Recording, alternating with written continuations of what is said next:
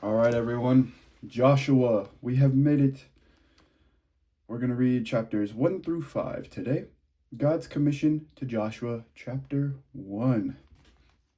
After the death of Moses, the servant of the Lord spoke to Joshua, son of Nun, Moses' assistant, saying, My servant Moses is dead.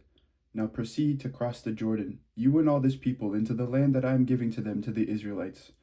Every place that the sole of your foot will tread upon, I have given to you, as I promised to Moses. From the wilderness in the Lebanon, as far as the great river, the river Euphrates, all the land of the Hittites, to the great sea in the west shall be your territory.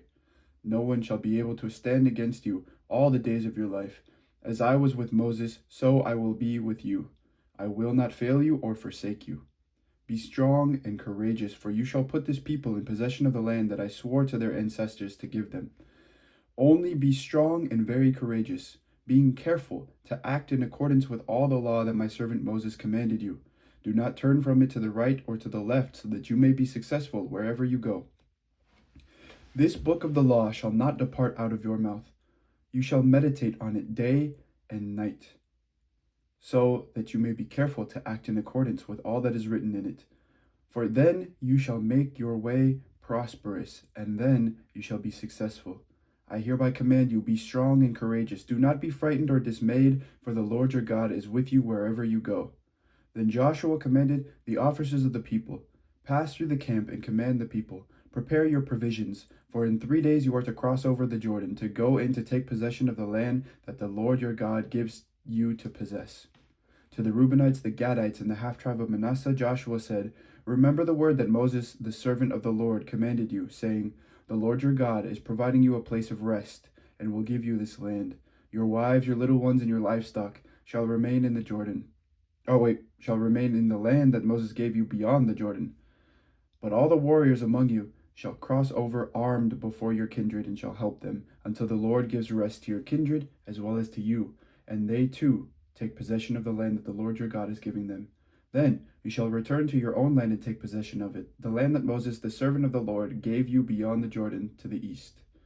They answered Joshua, All that you have commanded us we will do, and wherever you send us, we will go.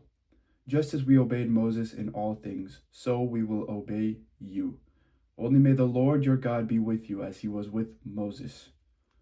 Whoever rebels against your orders and disobeys your words, whatever you command shall be put to death. Only be strong and courageous.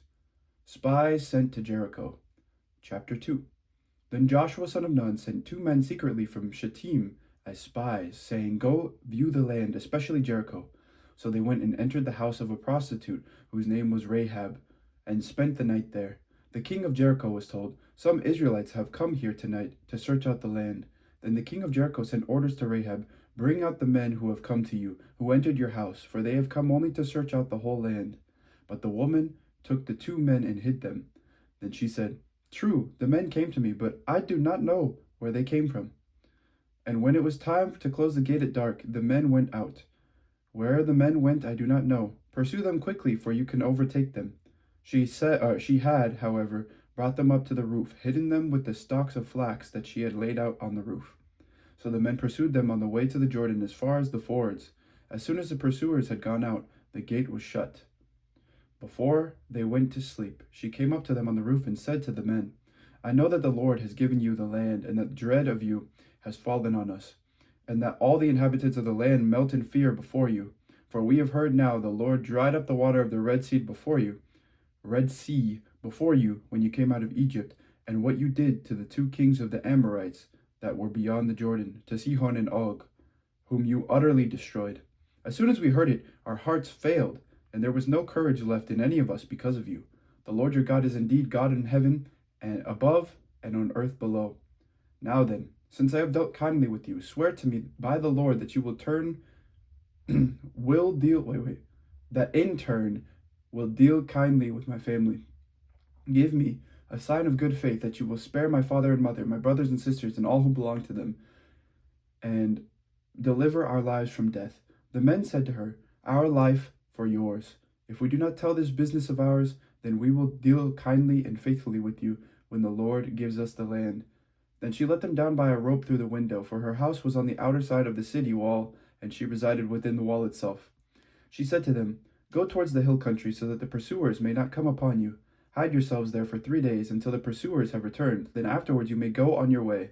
The men said to her, "We have released from this oath, or we will be released from this oath that you have made us swear to, if we invade the land and you do not tie this crimson cord in the window through which you let us down, and you do not gather into your house your father and mother, your brothers, and all your family.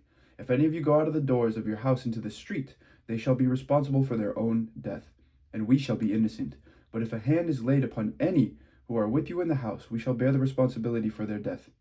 But if you tell this business of ours, then we shall be released from this oath that you made us swear to you." She said, "According to your words, so be it." She sent them away, and they departed. Then she tied the crimson cord in the window. They departed and went into the hill country and stayed there for 3 days until the pursuers returned. The pursuers had searched all along the way and found nothing. Then the two men came down again from the hill country. They crossed over, came to Joshua son of Nun, and told him all that had happened to them. They said to Joshua, "Truly the Lord has given all the land into our hands. Moreover, all the inhabitants of the land melt in fear before us." Israel crosses the Jordan. Chapter 3. Early in the morning, Joshua rose and set out from the Shittim with all the Israelites, and they came to the Jordan. They camped there before crossing over. At the end of 3 days, the officers went through the camp and commanded the people, "When you see the ark of the covenant of the Lord your God being carried by the Levitical priests, then you shall set out from your place. Follow it, so that you may know the way you should go. For you have not passed this way before. Yet there shall be a space between you and it, a distance of about 2,000 cubits. Do not come any nearer to it." Then Joshua said to the people, "Sanctify yourselves, for tomorrow the Lord will do wonders among you." To the priests Joshua said, "Take up the ark of the covenant and pass on in front of the people." So they took up the ark of the covenant and went in front of the people. The Lord said to Joshua, "This day I will begin to exalt you in the sight of all Israel, so that they may know that I will be with you as I was with Moses. You are the one who shall command the priests who bear the ark of the covenant. When you come to the edge of the waters of the Jordan, you shall stand still in the Jordan." Joshua then said to the Israelites, "Draw near and hear the words of the Lord your God." Joshua said, "By this you shall know that among you is the living God, who without fail will drive out from before you the Canaanites, Hittites, Hivites, Perizzites, Girgashites, Amorites, and Jebusites. The ark of the covenant of the Lord of all the earth is going to pass before you into the Jordan. So now select 12 men from the tribes of Israel, one from each tribe. When the soles of the feet of the priests who bear the ark of the Lord of all the earth, rest in the waters of the waters of the Jordan flowing from above shall be cut off. They shall stand in a single heap." When the people set out from their tents to cross over the Jordan, the priests bearing the ark of the covenant were in front of the people. Now the Jordan overflows all its banks throughout the time of harvest. So when those who bore the ark had come to the Jordan, and the feet of the priests bearing the ark were dipped in the edge of the waters flowing from above stood still, rising up in a single heap, far off at Adam, the city that is beside Zarethan, while those flowing towards the sea of Arabah, the Dead Sea, were wholly cut off. Then the people crossed over opposite Jericho. When all Israel were crossing over on dry ground, the priests who bore the ark of the covenant of the Lord stood on dry ground in the middle of the Jordan until the entire nation finished crossing over the Jordan. 12 stones set up at Gilgal. Chapter 4. When the entire nation had finished crossing over the Jordan, the Lord said to Joshua, "Select 12 men from the people, one from each tribe, and command them, take 12 stones from here, out of the middle of the Jordan, from the place where the priest's feet stood. Carry them over with you, and lay them down in the place where you camp tonight." Then Joshua summoned the 12 men from the Israelites, whom he had appointed, one from each tribe. Joshua said to them, "Pass on before the ark of the Lord your God into the middle of the Jordan, and each of you take up a stone on his shoulder, one for each of the tribes of the Israelites, so that this may be a sign among you. When your children ask in time to come, 'What do those stones mean to you?' then you shall tell them that the waters of the Jordan were cut off in front of the ark of the covenant of the Lord. When it crossed over the Jordan, the waters of the Jordan were cut off. So these stones shall be to the Israelites a memorial forever." The Israelites did as Joshua commanded. They took up 12 stones out of the middle of the Jordan, according to the number of the tribes of the Israelites, as the Lord told Joshua, carried them over with them to the place where they camped, and laid them down there. Joshua set up 12 stones in the middle of the Jordan, in the place where the feet of the priests bearing the ark of the covenant had stood, and they are there to this day. The priests who bore the ark remained standing in the middle of the Jordan until everything was finished that the Lord commanded Joshua to tell the people, according to all that Moses had commanded Joshua. The people crossed over in haste. As soon as all the people had finished crossing over, the ark of the Lord and the priests crossed over in front of the people. The Reubenites, the Gadites, and the half-tribe of Manasseh crossed over armed before the Israelites, as Moses had ordered them. About 40,000 armed for war crossed over before the Lord to the plains of Jericho for battle.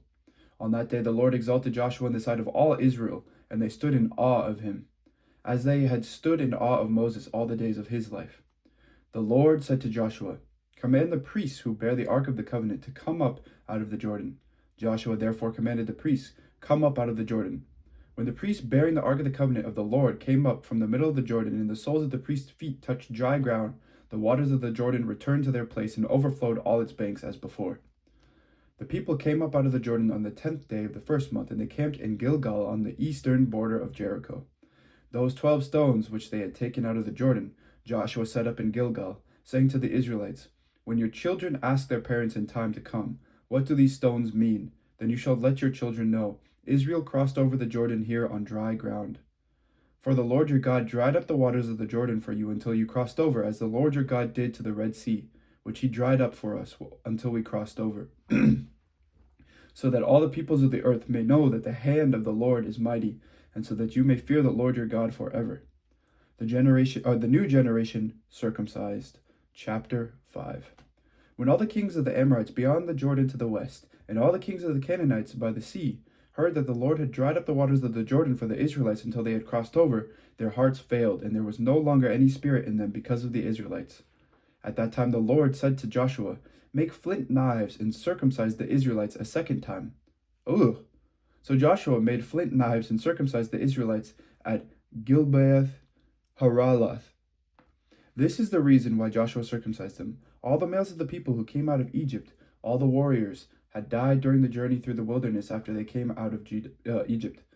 Although all the people who came out had been circumcised, yet all the people born on the journey through the wilderness after they had come out of Egypt had not been circumcised. For the Israelites traveled for 40 years in the wilderness until all the nation, the warriors who came out of Egypt, perished, not having listened to the voice of the Lord. To them the Lord swore that he would not let them see the land that he had sworn to their ancestors to give us, a land flowing with milk and honey. So it was their children, whom he raised up in their place, that Joshua circumcised, for they were uncircumcised, because they had not been circumcised on the way. When the circumcising of all the nation was done, they remained in their places in the camp until they were healed. The Lord said to Joshua, "Today I have rolled away from you the disgrace of Egypt," and so that place is called Gilgal to this day. While the Israelites were encamped in Gilgal, they kept the Passover in the evening on the 14th day in the month in the plains of Jericho. Of the day after the Passover, on that very day they ate the produce of the land, unleavened cakes and parched grain. The manna ceased on the day they ate the produce of the land, and the Israelites no longer had manna. They ate the crops of the land of Canaan that year. Once, when Joshua was near Jericho, he looked up and saw a man standing before him with a drawn sword in his hand. Joshua went to him and said to him, "Are you one of us, or one of our adversaries?" He replied, "Neither, but as a commander of the army of the Lord I have now come." And Joshua fell on his face to the earth and worshipped, and he said to him, "Why do you command your servant, my lord?" What do you command your servant, my lord? The commander of the army of the Lord said to Joshua, "Remove the sandals from your feet, for the place where you stand is holy." And Joshua did so. Oh, okay, that's the end of 5. This is the word of the Lord. Thanks be to God. Wow. Okay. Thank you for listening, everyone who's listening today. Joshua's going to go by fast, I feel. Anyhow, thank you for listening, everyone. May God bless you today. Amen. Take care, everyone.